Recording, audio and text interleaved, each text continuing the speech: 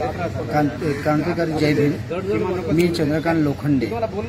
गेल्या 2 वर्षापासून मला त्रास होत आहे। मी तिथे रूम विकत घेतल्यापासून मला त्रास होत आहे। आजूबाजूचे सर्व मला तकलीफ देतात आहे। वारंवार काय ना काय कारणावरून मला भांडणं करतात। वारंवार काय मी जयंती एकटा करतो त्याच्यावर पण वाद करतात। बुद्ध जयंती करतो मी त्याच्यावर वाद करतात। माझे सारखे वाद करत राहतात कोणी पण। आणि हे सर्व कोकणस्थ आहे। काही त्यात भैये आलेत ते पण माझ्यावर अत्याचार करायला बघतात। त्यांचं पकडून ते लोक माझ्यावर अत्याचार करायला बघतात।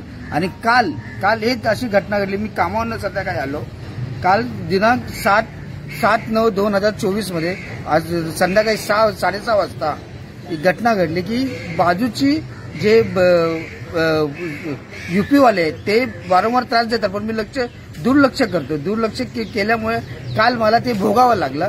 काल मला त्या कशाने त्यांनी मारलं, सायाने मारलं, कडीने मारलं हे मला काय माहित नाही।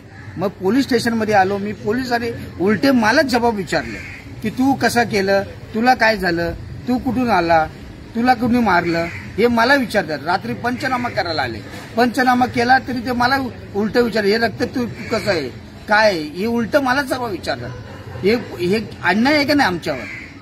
हे कोणत्या अर्थाने हे आम्हाला हे करतात दाबायचा प्रयत्न करतात आपल्या समाजाला। एक जयभीमवाल्याचं घर आहे फक्त तिथे, बाकी सर्व कोकणस्थ आहे।